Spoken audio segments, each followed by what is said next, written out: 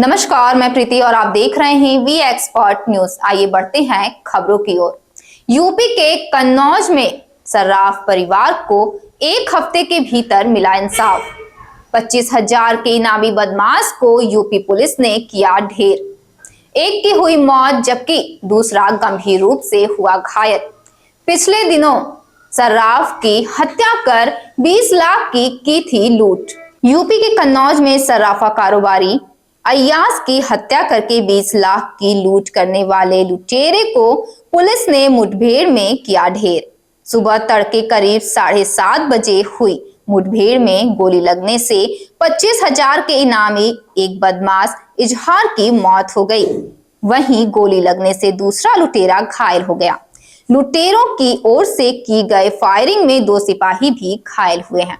बीते शुक्रवार को गुसहायगंज कोतवाली के समधन कस्बा के मोहल्ला दारासराय निवासी सर्राफा कारोबारी अयाज खान अपने पिता नायाब खान और छोटे भाई कासिद के साथ बाइक से घर लौट रहे थे कि तभी लुटेरों ने अयाज के कंधे में गोली मारकर 20 लाख के जेवर और नकदी से भरा झोला लूट लिया था। उपचार के दौरान अयाज की उसी दिन रेजिडेंसी कानपुर में मौत हो गई थी।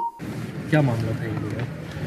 5 जनवरी 2024 को थाना गुरसाहिगंज क्षेत्रांतर्गत एक सराफा व्यापारी नायाब अपने 2 पुत्र अयाज और कासिद के साथ बाइक पर अपनी मलिकपुर में दुकान बंद कर अपने घर समदन में जा रहा था। बीच रास्ते में 2 बदमाशों ने इनके साथ लूट की घटना कारित की।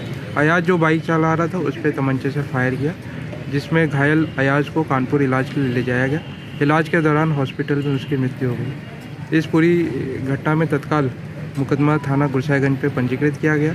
घटना के अनावरण के लिए 20 से अधिक टीमों का गठन किया गया, जो अनवरत इस घटना के अनावरण के लिए लगी हुई थी।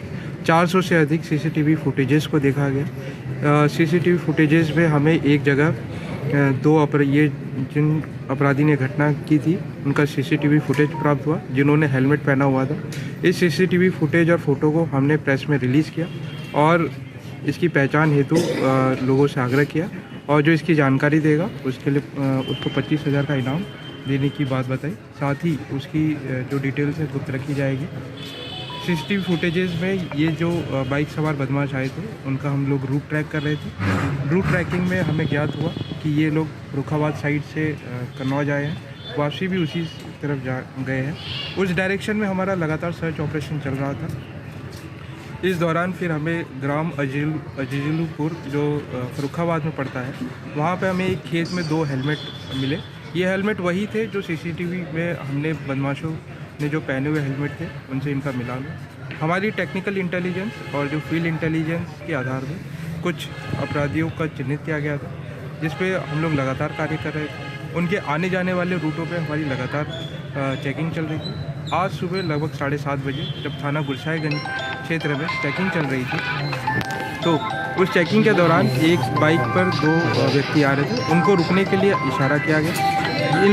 ये लोग रुके नहीं और इन्होंने पुलिस टीम पे फायर कर दिया। पुलिस ने भी जवाबी कार्रवाई में इन पे फायर किया। इसमें ये दोनों बदमाश घायल हुए।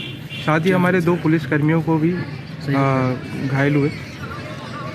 इन जो बदमाशों की जो पहचान हुई है, इसमें इजाज पुत्र जुम्मन और तालिब पुत्र पप्पू, ये दोनों ही समधन के रहने वाले हैं, जहाँ का पीड़ित परिवार है। इसमें जो इजाज है इसका पूर्व में आपराधिक इतिहास भी है। अब तक 8 मुकदमों की इसकी जानकारी ही है। इसके ऊपर पूर्व में लूट, चोरी, gangster, arms act, NDPS act के मुकदमे पंजीकृत है। जो दूसरा अपराधी है तालिब, इसके आपराधिक इतिहास की जानकारी की जा रही है। पूछताछ में इन्होंने ये भी बताया कि इसमें लूट का कुछ सामान इन्होंने अपने एक अन्य साथी के माध्यम से सोनार को बेचा है। इनके पास से कुल 250 ग्राम सोना, आधा किलो चांदी, 4,30,000 रुपये नकद और साथ ही घटना में प्रयुक्त अपाचे बाइक जो यूज़ की गई थी वो भी बरामद की गई है। इन सभी को इलाज हेतु हॉस्पिटल भेजा गया था। इसमें इलाज के दौरान जो इजहार है इसकी मृत्यु हुई है। इस पूरी घटनाक्रम का सफल अनावरण करने के लिए पूरी टीम को ADG जोन कानपुर सर द्वारा 50,000 का इनाम घोषित किया गया। सर कुछ पुलिस वाले भी घायल हैं क्या इसमें? इस प्रकरण में जब इन्होंने फायर किया पुलिस पे, हमारे 2 पुलिसकर्मी भी घायल हुए, जिनको हॉस्पिटल भेजा गया, जहां इनका इलाज चल रहा है। डॉक्टर्स ने इनकी स्थिति स्टेबल बताई। सर ये गिरोह है कि अकेले ही क्राइम को ये अंजाम देते थे? अभी जो पूछताछ की गई है इसमें इजहार इसका मेन लीडर इसके द्वारा बताया गया है। ये बता रहे हैं कि इसने पूर्व में भी इस तरह की घटनाएं करी है।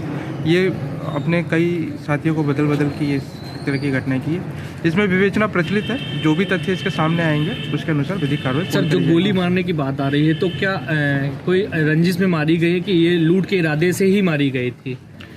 अभी प्रथम दृष्टिया जो अभी तक के तथ्य सामने आए हैं, ये जो इजहार जो है ये एकदम अभ्यस्त अपराधी है। इसके बाद पूर्व में भी लूट की घटनाएं करी गई है, हरदोई जिले में भी इसके द्वारा घटनाएं की गई है। तो अभी तक ये भी एंगल है। साथ में विवेचना प्रचलित है। जो भी तथ्य सर पूछताछ में क्या सामने आया है? ऐसी कोई बड़ी घटना, इसी तरीके की घटना करते थे, लूटपाट करते थे क्या? और भी ऐसी घटना है जो पूछताछ में सामने आई हो? अभी इसमें विवेचना प्रचलित है। जो भी तथ्य आएंगे उससे अवगत करेंगे।